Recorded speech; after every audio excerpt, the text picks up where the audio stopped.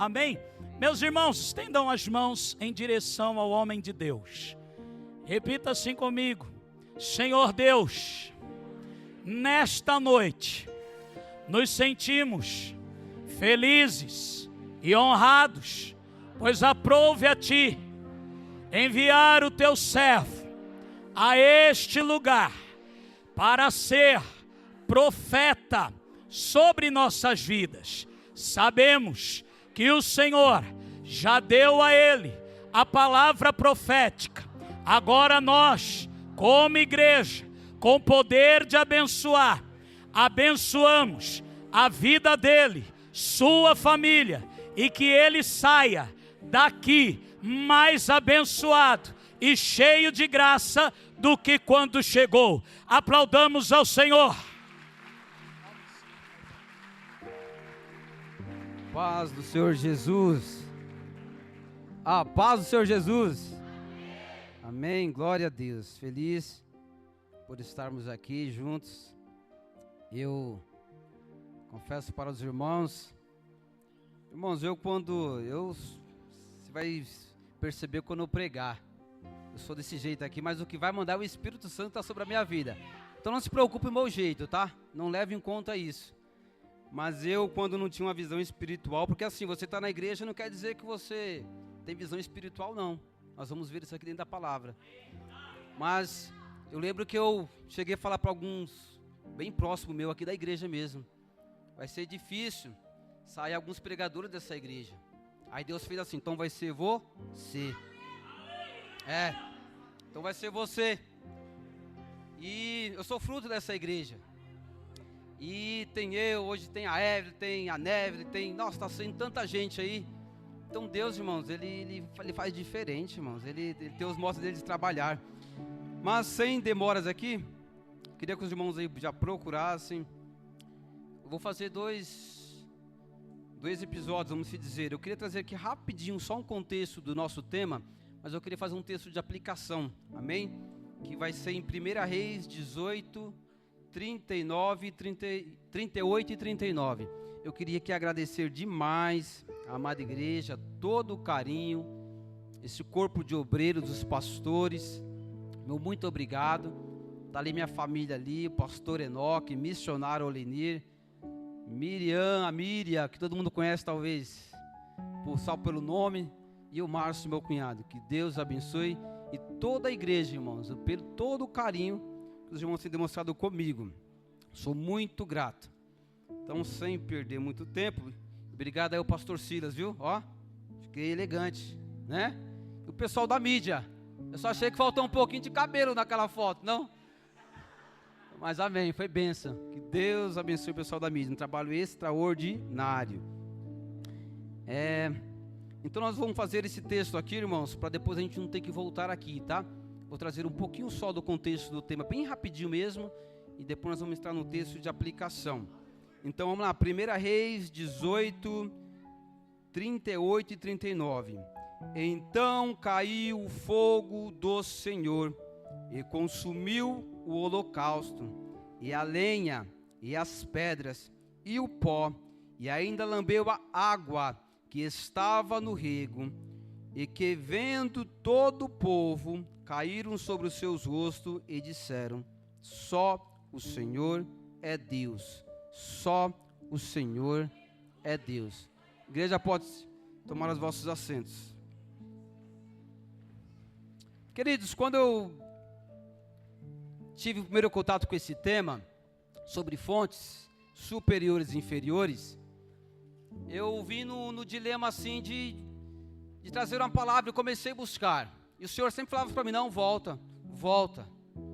Eu comecei a entender, porque assim, Deus, Ele está com as fontes deles para nos dar, tá ou não dá?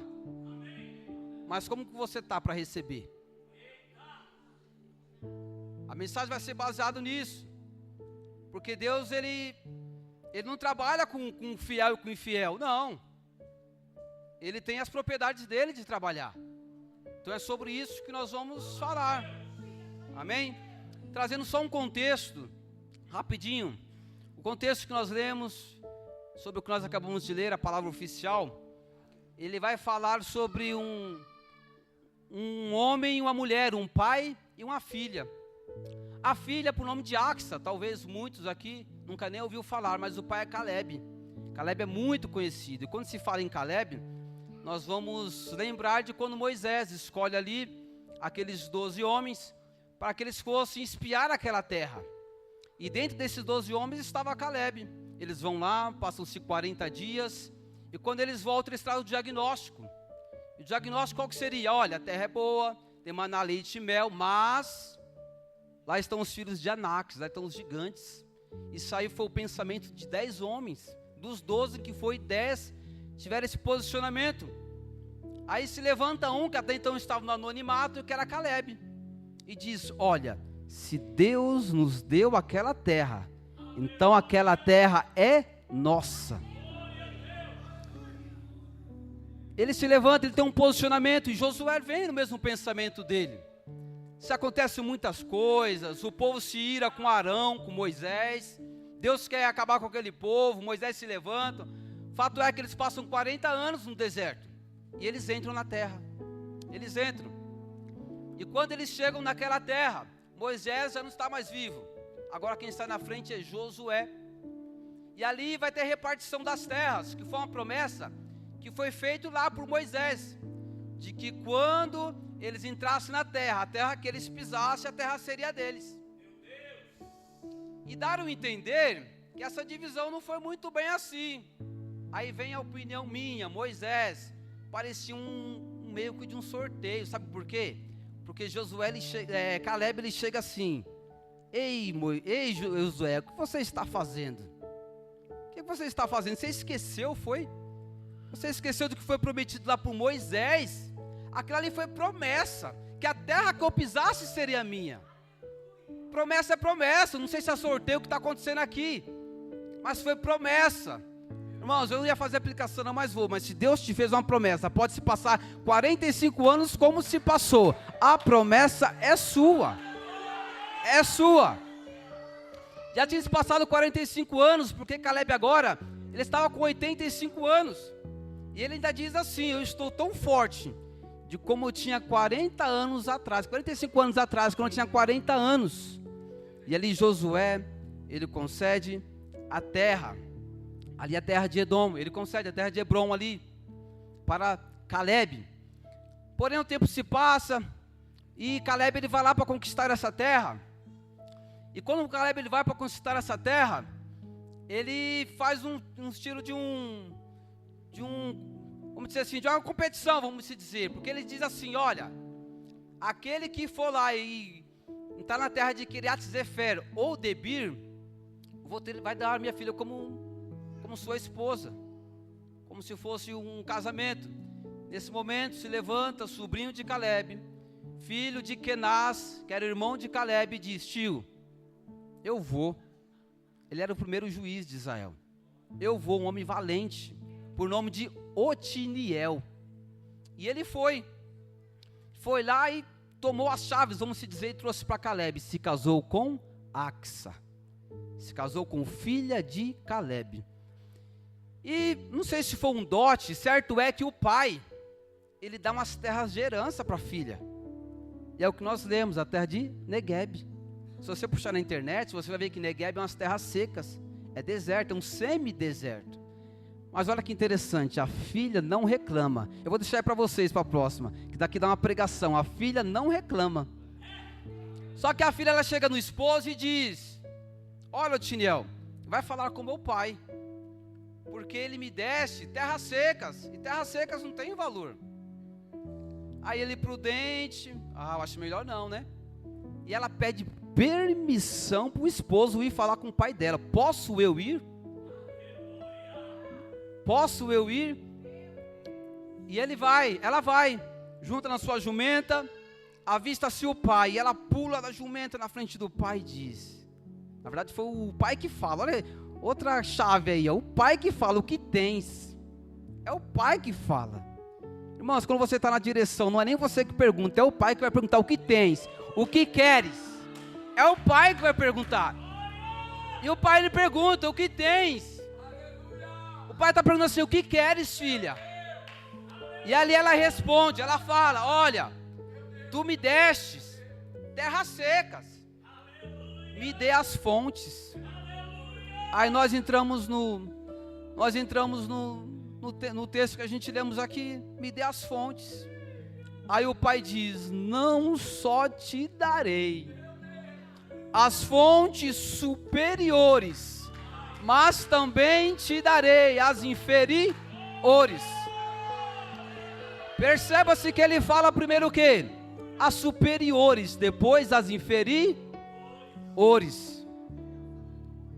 Superiores, bênçãos espirituais. Vamos aplicar isso aqui?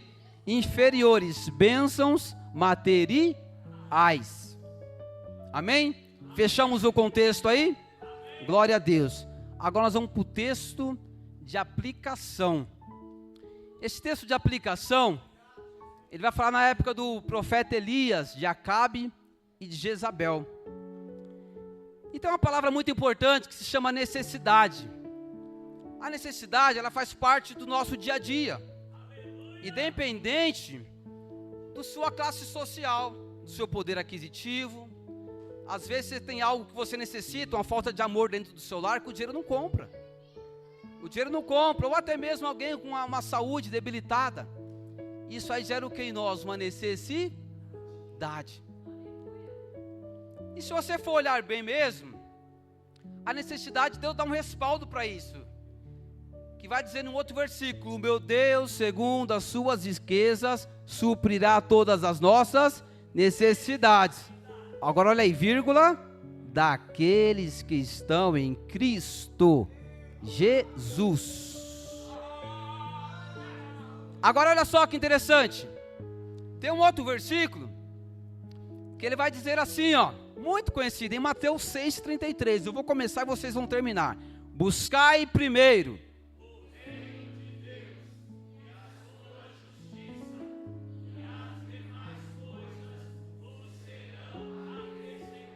Olha aí, BT tá firme, hein? Glória a Deus. Deus se isentou da necessidade? Não. Porém, ele deixou um detalhe nesse versículo. Primeiro a prioridade. E qual que é a prioridade aqui? Qual que é a prioridade? Reino de Deus e sua justiça. E a necessidade? As demais coisas. Deus não isentou da necessidade, não. Só que ele deixou o que? Em segundo plano. Primeiro é reino e justiça. Agora vamos lá. O povo de Israel nesse tempo, ele estava passando por uma grande necessidade, uma extrema. Porque Deus levanta um profeta por nome Elias que diz assim: eu tão certo como vive o Senhor, não vai chover, segundo a minha palavra. Isso aí quer dizer que o que o profeta fala, Deus atende? Não. Deus não dá a legitimidade dele para o profeta, mas o profeta fala aquilo que Deus manda. E aí se levanta Elias, ele fala: não vai chover. E aquele povo, ele passa por essa necessidade, por quê? Por rebeldia, por deixar de lado a prioridade. Eles se esqueceram do Deus vivo, do Deus verdadeiro, para adorar Baal. Eles se esqueceram do Deus verdadeiro para adorar um Deus que não existe. Ele estava cocheando em dois pensamentos. Escute só.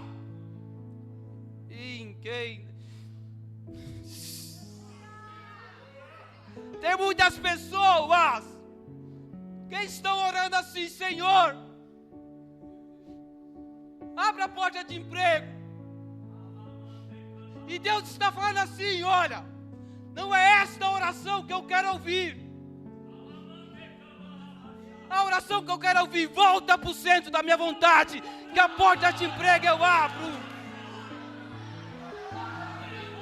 Tem pessoas que têm orado assim: olha, Senhor, me cura. E Deus, ele está dizendo: não é esta a oração que eu quero ouvir. Abre para o centro da minha vontade, que o céu está aberto, a cura eu faço. Precisamos entender isso, igreja. Israel, ele estava passando por um problema tão grave. Era tão grave o problema dele, que se não chovesse, sem chuva, não tinha pasto. Sem pasto, os bois não comem, o alimento não chega na mesa. Sem a chuva, não tem plantação. Sem a plantação também, eles não tinham alimento. Deus falou para Elias assim: olha, Elias, vai lá para o rio de Querides lá. Vai lá para aquele valezinho lá você vai ter água, o corvo vai chegar de manhã, vai chegar à tarde, vai trazer pão, vai trazer carne. E o que aconteceu? O rio secou. A impressão que teve que o corvo nem veio mais, porque Deus fala assim para Elias: Elias, agora você vai para uma cidade. Você vai para uma cidade, chega lá, você vai encontrar com uma viúva. E quando Elias ele chega naquela cidade, ele encontra a viúva pegando os gravetos. Talvez ele pensava assim: quando eu chegar lá, vai estar aquele banquete. Ah, foi Deus que mandou, né? Aquele mercado, aquele sacolão. E quando ele chega lá, ele encontra uma mulher pegando gravetos, uma viúva. Aí ele chega na viúva e fala assim: ei, me vê um pouquinho de água. Aí quando a viúva vira para buscar água, ele traz um pedaço de pão também. A viúva: pão? Se assustou. A viúva fala assim: eu só tenho um pouquinho, um cadinho de azeite na botija. E um pouquinho de farinha na panela. Comeremos eu e meu filho. E depois morreremos. Tinha acabado a comida. Já não tinha mais comida. E aí Elias fala assim: olha, vai lá, faça um pão. Primeiro para mim e depois vocês comem. Primeiro para mim, que não faltará nem azeite nem farinha na panela, até que a chuva caia. Ei, meu irmão, quando nós colocamos a prioridade em Deus, irmãos, nada falta. Quando nós colocamos a prioridade no Senhor, pode faltar, irmãos, tudo o que for, irmãos, mas Deus supra a necessidade. Mas o povo queria o quê? A chuva. O povo queria a chuva. O povo queria o quê? A necessidade. O povo não queria a prioridade. Ele queria necessidades. Para encurtar, para não falar de Acabe, Elias ele vai até Acabe e ele diz: ei, Acabe. Primeiro quando ele chega, Acabe já fala para ele: ei, perturbador de Israel. Aí ele dá uma da lata também. Perturbador de Israel, eu? Perturbador de Israel é tu e tua casa, aqueles que comem na tua mesa, porque abandonaste o Deus vivo. Elias já fala também para Acabe. Aí Elias fala assim: olha, reúne aí todo Israel, reúne o povo, os 450 profetas de Baal, os 400 profetas de Azera, e sobe ao Monte Carmelo. E Elias ele vai ao Monte Carmelo. Mas quando Elias chega lá, ele tem uma surpresa. Ele talvez fosse pedir chuva lá. Que Deus já fala para ele: Elias, vai chover, mas não falou quando. Talvez ele fosse lá para pedir chuva. Mas quando, irmãos, tem a prioridade, a necessidade tem que esperar. Elias, quando ele olha para o lado, o altar do Senhor estava quebrado, estava destruído, estava quebrado, destruído. Mas e a chuva, Elias? E agora? É a necessidade ou é a prioridade? É a fonte superior ou a inferior? O problema de muita gente é que quer chuva com o altar quebrado. O problema de muita gente é que aprendeu a querer chuva com o altar quebrado. Quero casar, mas não quero Jesus. Quero emprego, mas não quero Jesus. Quero ser próspero, mas não quero Jesus. Quando fala de altar, ele escorrega. Quando fala de altar, ele corre. Levante suas mãos para os céus, levante suas mãos para os céus. Antes da chuva, tem que consertar o altar. Antes das fontes inferiores, tem que ter as fontes superiores. Pare de pedir chuva, quando o seu maior propósito é a prioridade.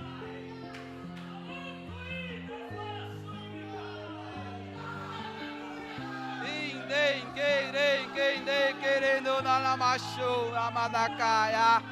Incendei, querendo na machu, na macaia. Prioridade, igreja. Escuta aqui. Se Deus te desse 2 milhões agora, resolveria a sua necessidade? A necessidade resolveria? Ele poderia dar agora, ó, 15 para as 9. Porém, se desse 10 para as 9, Cristo viesse buscar a sua igreja, fica seu carro, fica a sua casa, fica seus 2 milhões. É por isso que a Bíblia vai dizer: juntai tesouros no céu, onde a traça não corrói, onde o ferrugem não destrói. Olhe para o alto, onde está sentado Cristo, e de lá corre o rio de águas da vida. É de lá, olhe para o céu. Escuta, se você estivesse ouvindo esta palavra e sentir medo, constrangimento, temor, você ainda é de Deus, e Deus te ama, e você está no caminho certo. Agora, se você ouvir esta palavra e não estiver sentindo de nada, eu não vou falar que Deus te esqueceu, que você é um bastardo, não vou falar, mas nasce de novo. Uma vez falaram assim para Jesus: não tem 50 anos e disse que é filho de Abraão. Nós somos filhos de Abraão. Aí Jesus fala assim: vocês são os filhos do diabo, porque quem é filho de Abraão escuta, ouve a minha voz. Disseram assim para Jesus: mestre, essa palavra está dura, o povo está indo embora. E não foi qualquer pessoa não, foi Pedro. Aí ele diz assim: vai com eles, Pedro, vai. E o que ele diz? Como eu irei, Senhor, se só em Ti eu tenho vida eterna? Você quer ouvir o que quer? Vai para uma igreja que só prega mentira, que só tem coach no altar. Vai consultar profetas de Baal, porque na igreja de Jesus, aí é CAP, você vai escutar palavra. É palavra. E para consertar o altar, e agora? Para consertar o altar, Elias teve que pegar 12 pedras, carregadores de pedras sozinho. E ali ele coloca para consertar o altar. Repita comigo: esforço. Você sabe o que é carregar pedra? Você sabe? Carregar pedra é o que vocês fizeram aqui hoje. Cansado, moído, chegou em casa correndo, tomou aquele banho, ou talvez nem tenha tomado, e vieram para a casa de Deus. Você sabe o que é isso aí? É construir o altar. Isso aí é conserto. Sabe o que é levantar altar? É você acordar 3, 4 horas da manhã e falar assim: olha, eu vou segunda, vou terça, vou quarta, vou quinta, vou sexta, vou sábado e vou domingo. Isto é levantar altar, é você ter esse propósito da campanha. É altar, é consertar o altar. Mas e a chuva? A chuva caiu? Não. Não caiu porque a necessidade precisa esperar. Conserto primeiro. Irmãos, olha só, tem uma frase que eu sempre carrego: você não muda quando Deus luta com você, você só muda quando você luta com Deus. Por quê? Porque quando Deus luta com você, você pode fraquejar e Deus não vai poder fazer nada. Agora, quando você luta com Deus, junto, Deus, é eu e ti. Deus não se recusa um coração quebrantado. Deus, ele não se recusa. Jacó, ele ficou rico. Ele ficou rico sendo Jacó. Mas não conseguiu mudar. Até que um dia ele passa a mulher dele, passa os filhos, ele passa ali os bois, os bens dele. Aí ele tem um encontro com Deus. E Esaú está vindo. Esaú está vindo com mais 400 homens para te matar.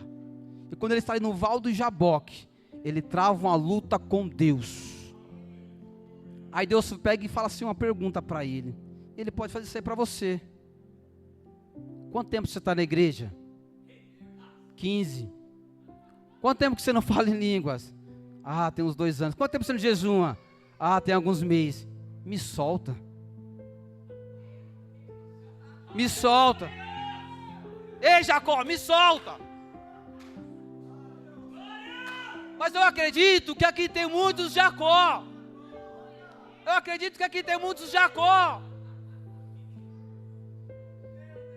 Que mesmo com a dificuldade, com os problemas, está falando, eu não te solto não. Eu tenho meus problemas, minha fé pode ser pequena, mas eu não te solto não, porque eu quero mudar. Eu quero mudar o meu caráter. Eu quero ter um renovo com Cristo. E a Bíblia vai dizer que Jacó, Deus olhou e falou assim, você vai mudar o seu nome, porque você lutaste com Deus. E ali ele mudou, seu nome não vai ser mais Jacó, mas sim vai ser Israel. Sabe o que vai acontecer? Vão olhar para você e vão falar assim, mudou. Você vai chegar amanhã, Silas, mudou. Fala, mudou. Você vai chegar na sua casa, mudou.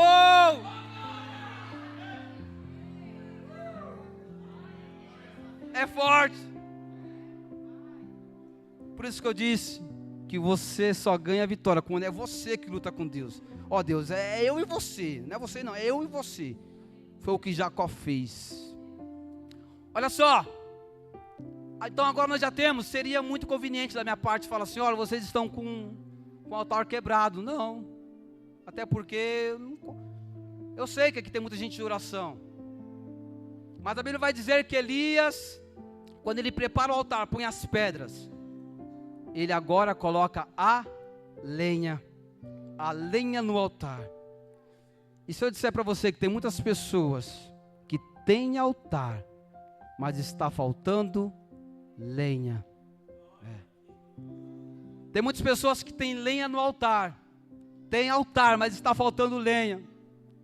Irmãos, olha só, se não tiver vida no culto, nunca terá culto na vida. Eu não consigo entender como com uma pessoa vem na igreja e não abre a boca para dar um glória. Eu não consigo entender como com uma pessoa vem para a igreja e não traz um graveto. Aí tem vezes que nós fazemos oração de doido. Senhor, manda fogo. Aí Deus está falando assim, manda fogo para quê, filho? Você tem um quê para queimar? Às vezes irmãos. Senhor, manda fogo. E Deus está falando, oi filho, traga um gravetinho para queimar pelo menos. Traga alguma coisa para dentro da igreja. Se Deus manda fogo agora aqui, tem o que queimar aí? Tem o que queimar? Tem. Se Deus manda fogo aí, queima. Oh, aleluia. Glória a Deus.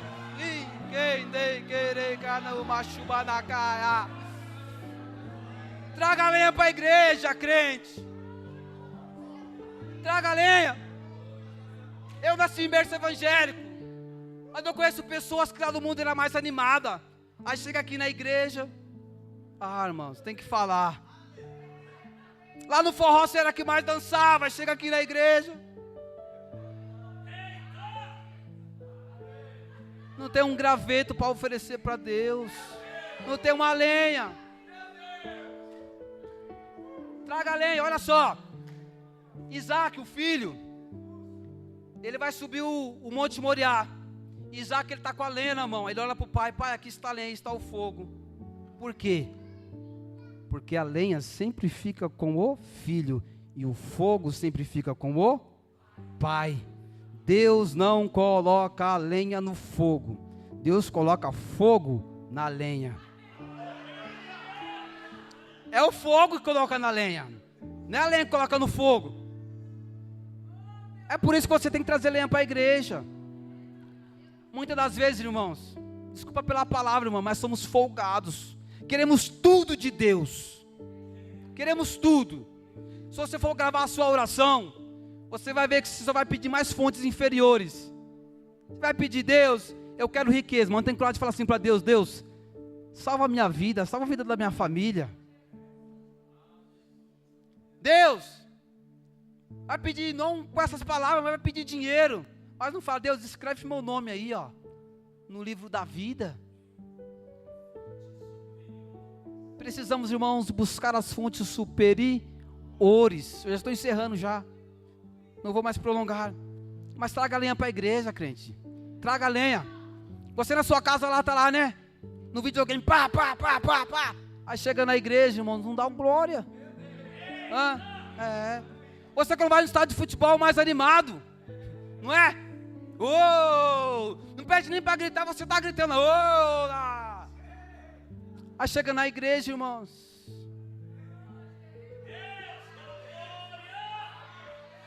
Traga lenha, cristão. Traga lenha. Traga lenha. Olha só, para a gente encerrar. Agora Elias, depois do altar preparado de colocar a lenha, Elias agora, ele coloca um novilho. Não falei da parte de Acabe, mas antes disso, Elias ele deu uma oportunidade. Ele pegou 2 cordeiros, 2 novilhos. Um ficou para o povo de Acabe, o outro ficou com ele. E aí primeiro foi o pessoal de Acabe. Oraram, por quê? Ele falou assim, olha, aqui está 2 cordeiros. Aquele que mandar o fogo, o Deus que mandar o fogo é o Deus verdadeiro. Nós não vamos colocar o fogo, mas que o Deus que mandar o fogo é o Deus verdadeiro. Eles oraram, se cortaram e nada aconteceu. Aí Elias chama o povo, coloca ali o cordeiro em cima da lenha, irmãos. Coloca em cima da lenha. E ali ele começa a orar. Mas olha só, ele cava uma vala, chama ali, pede 4 cântaros de balde, joga por 3 vezes. Não bastava, irmão, só tá seco o cordeiro não. Ele molha para provar que Deus é Deus. Molha o cordeiro, enche aquela vala de água. Mas olha só que interessante, a Bíblia fala que Moisés ensina que o cordeiro, ele tinha que ser gordo. Ele não podia ser imaculado, ele não podia ser magro. Aí você me pergunta, mas não estava na seca? Não era seca? Como é que tinha um cordeiro gordo? Como é que, né? Não, as perguntas de se fazer. Irmãos, muitas das vezes nós queremos culpar a terra. Nós queremos culpar o governo. A expectativa é para 2025. Quando às vezes o seu sacrifício não pode ser de externo para dentro, é de dentro para fora. É de dentro para fora. Então tem que ser o melhor do seu cordeiro. É de dentro para fora, não é de fora para dentro. Se fosse de fora para dentro, pelas circunstâncias do mundo que nos sufoca, seria um cordeiro magro, feio, doente. Mas não, era um cordeiro gordo. E ali ele coloca o cordeiro ali, e ele clama, Senhor, manda fogo. E o fogo desceu, consumiu o cordeiro, queimou a pedra, não queimou a água, lambeu a água. A palavra está escrito que ele lambeu a água. Por quê? Porque a água não queima, ele evapora.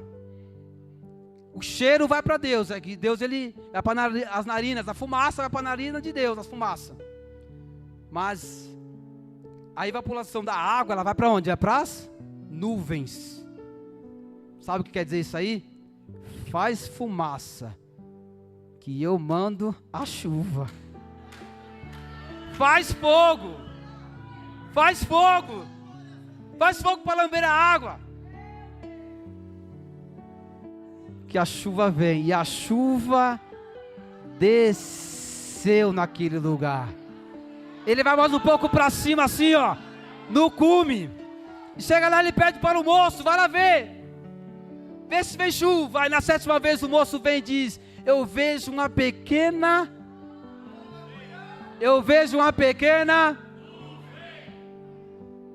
Olha a expectativa de quem tem a prioridade superior. Ele fala assim, ó: já ouço o barulho de uma grande chuva. Quem crê aí que já está escutando o barulho? Quem está escutando o barulho da chuva descendo sobre as suas vidas quando você coloca a prioridade de Deus? Quando você coloca, levanta as mãos. Quem crê que quando você colocar a prioridade de Deus na sua vida, Deus vai mandar chuva.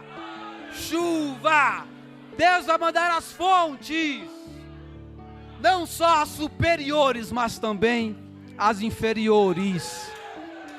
Não só a prioridade, mas também a necessidade.